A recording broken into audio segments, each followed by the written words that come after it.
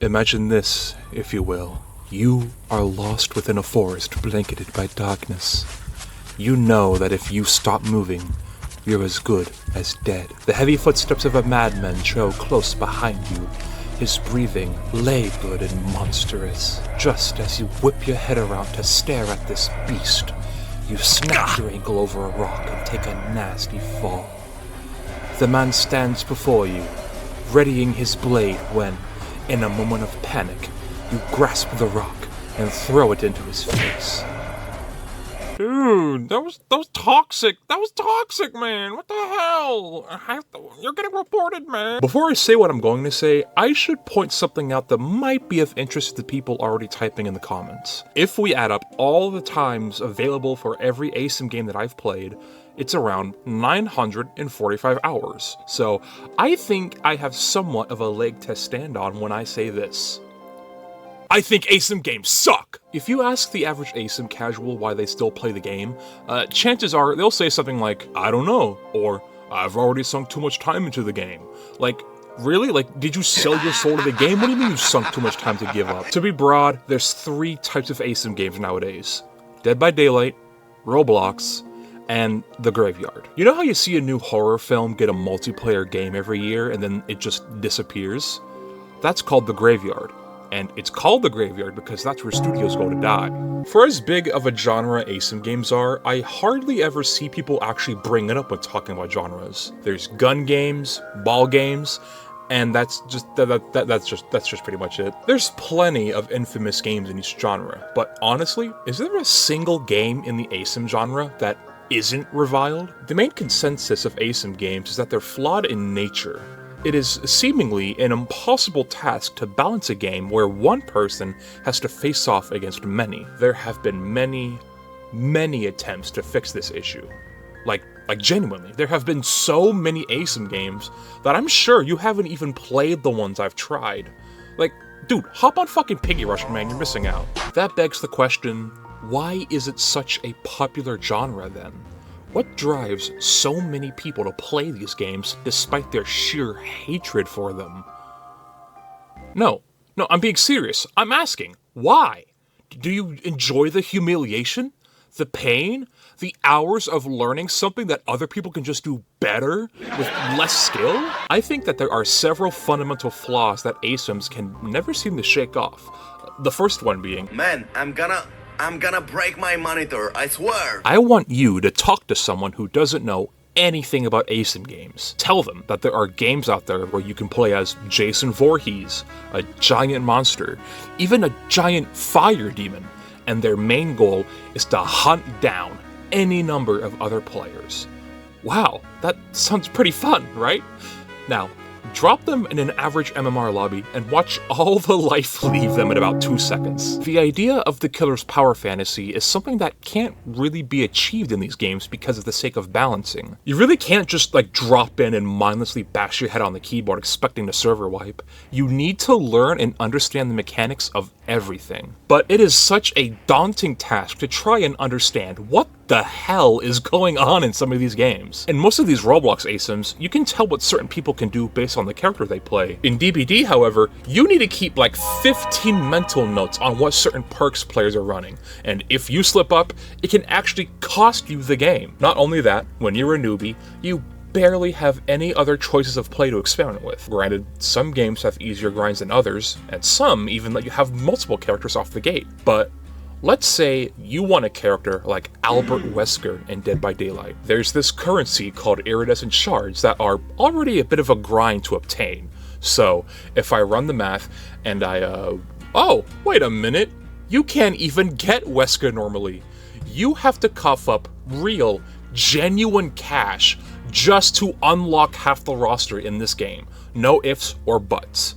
You can't even practice them, so you might end up spending money on a character you find out you don't even have fun with. I can understand why they're doing this. It's probably because they're spending all their money trying to get these guys licensed in the first place, but it's still such a slap in the face to incentivize even more spending in a game where grinding is so slow that you feel like you have to spend to catch up. ASYM games on Roblox seem to have the opposite problem of Dead by Daylight.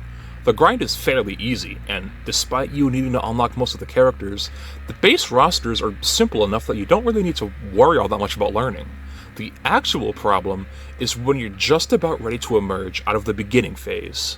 You'll be playing a fairly average killer game, relaxed in your chair, and you will suddenly be met by the sweatiest, greasiest, disgusting guest main you'll ever see in your entire life. Get ready to get emoted on for being a casual dumbass. I don't want to meet nowhere.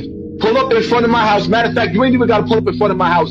Pull up in front of the motherfucking precinct and let's bang out. The modern fandom space is at an all-time low. Let's go to a community like TADC, for example. Half of the posts you'll see will either be about how the creator is a terrible person for having main characters be main characters, or them just not having basic etiquette on media at all. I plan on making a video discussing this weirdly hateful phenomena, but for now, I want you to notice what's happening here. There is hatred and discourse in a space meant to unite people over a shared interest, and that is just, unfortunately, what the side effect of the algorithm has done to us. It favors division, so it feeds into it until it's all the new wave of the fandoms know. Now, let's look at DBD. Tell me, what's wrong with this image? 1v4. Killer versus survivor. Us versus them. The reason this is a core DBD issue is that, unlike Roblox games, you have to queue into specific servers for either role. It's hard for a lot of people to adapt to the different gameplay of either side, which will result in people just, staying to one side. In Roblox games, you can disable being the killer, but here, the problem is all but exacerbated. This lack of understanding of each other's gameplay loop has created a built-in division that flames toxicity I have never quite seen before in a fandom. You'll see a group of friends that dedicate their gameplay to trying to make the killer as miserable as possible, and you'll see killers target people for their identity or just because they had a bad game previously. It is a horrible cycle that just keeps feeding itself until it grows into a cancerous Ouroboros. That's where you get the really bad shit. Doxing, cheating, hacking. Hell, at one point, you had people do in-game blackface to target real black people. What the fuck? It's overall just a nasty, horrible situation the fanbase finds itself in, and that extends to even the most casual of players. Let's say you're a killer, and you want to experiment with a fun little build designed to scare some people and get some funny reactions.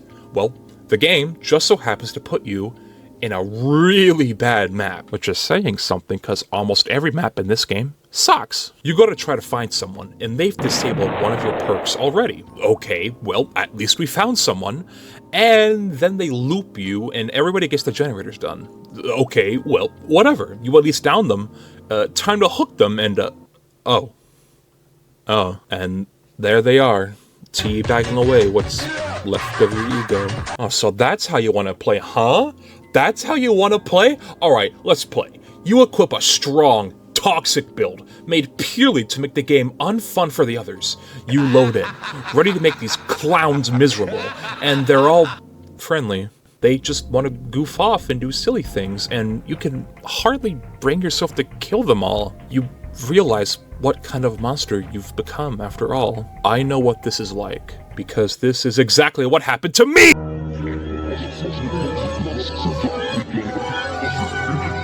Fuck you, Speed. Like on God, fuck you. I hate Roblox. I hate this godforsaken platform so much. Every update always manages to ruin things you'd never think possible. It's become an oversaturated market of garbage slop designed to suffocate quality games and favor cash grabs. The worst offense, in my opinion, is optimization. I don't have the most up-to-date computer, but my God does Roblox make my computer struggle. No matter what I try, no matter what I run, even if the stars are aligned, I will somehow lag in every goddamn ASYM I play. It's like a genuine curse. This shit happens in Piggy Rush, man. I can't do this. I just can't do it. I can't. hate this shit no more, man. For every good game, there's 700 others designed to suck down your time and money. For how many games that are uploaded daily on the platform, can you name at least 5 that you find yourself consistently coming back to? There's plenty of good single-player games, sure, but what we're looking for is multiplayer. Something that sticks with you that you can mindlessly replay. For us, that was the ASYM genre. There are so many ASYM games out there on Roblox. So many, in fact, that I can't possibly say what's valid and what's not.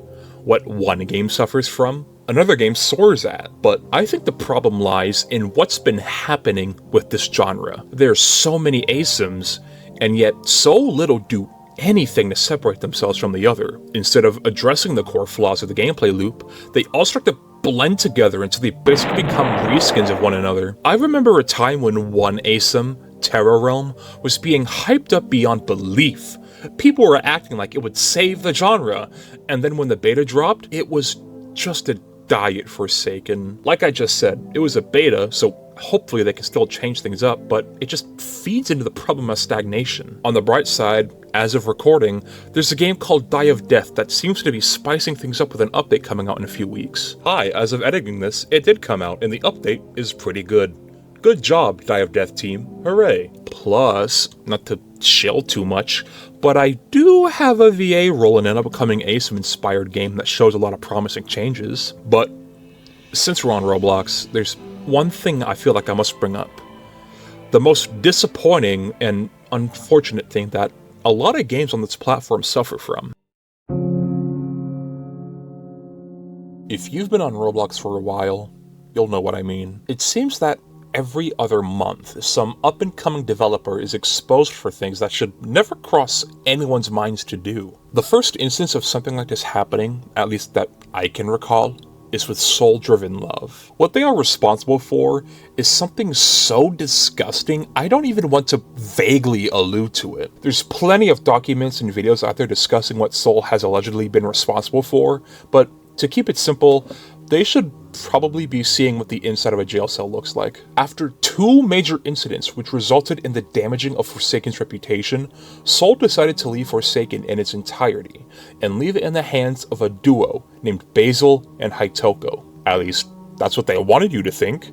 In actuality, Soul allegedly manipulated a deal where they would earn 25% of the income garnered from Forsaken. That might not sound like a lot, but Forsaken is an extremely popular game. So, unbeknownst to everybody, Soul made about this much money.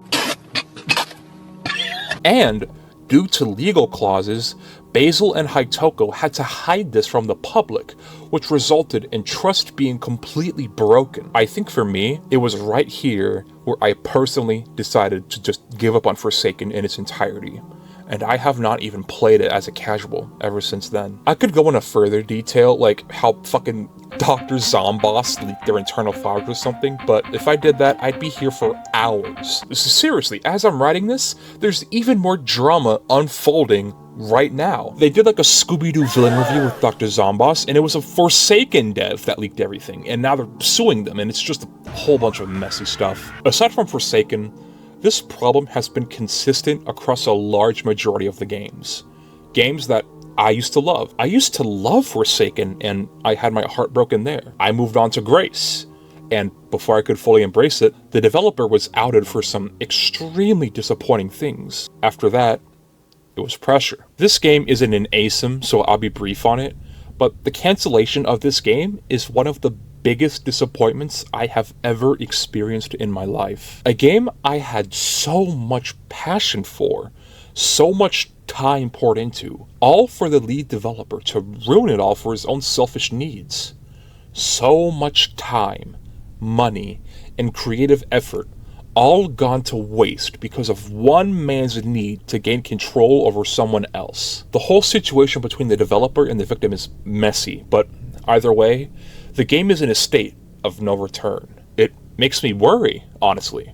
Just why do so many games I love turn out to hide evil people on the dev team? Why is it so hard for people to not do the most rotten and vile things when they have so much talent in their hands? How many games are there that are hiding the worst of society? As of writing this, the FNAF ASYM, Bite by Night, was just hit with allegations of blackmail and misconduct, so my point was even more reinforced.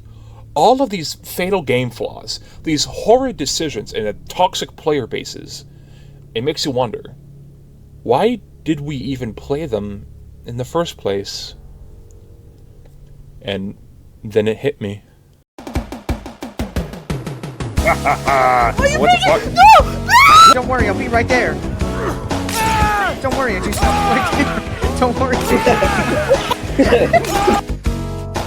Hey. Oh! Stupid.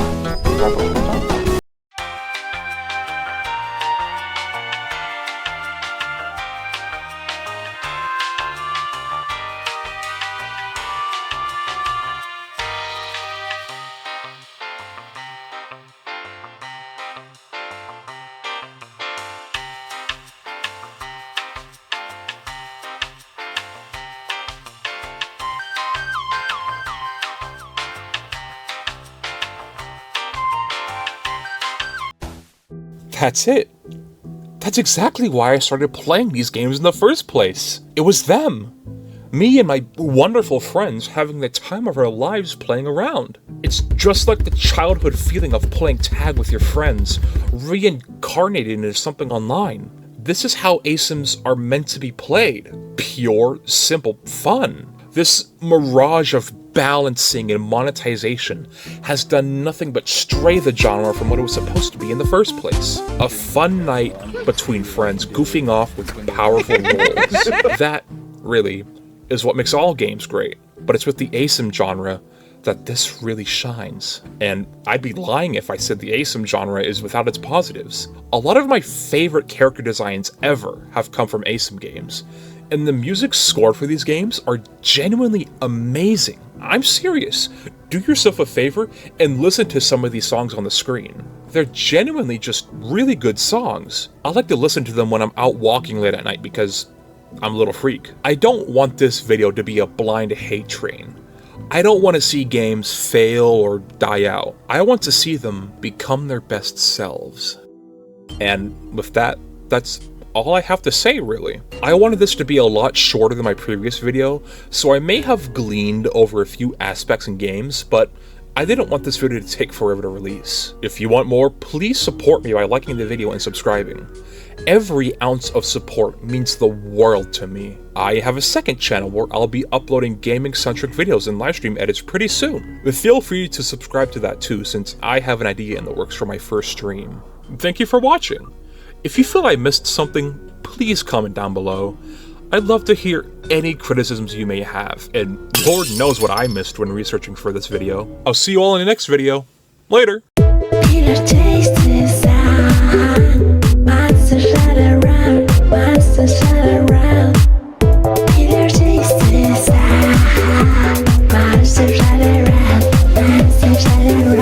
Wait, I forgot to bring up biased and outcome memories. And there's my ride.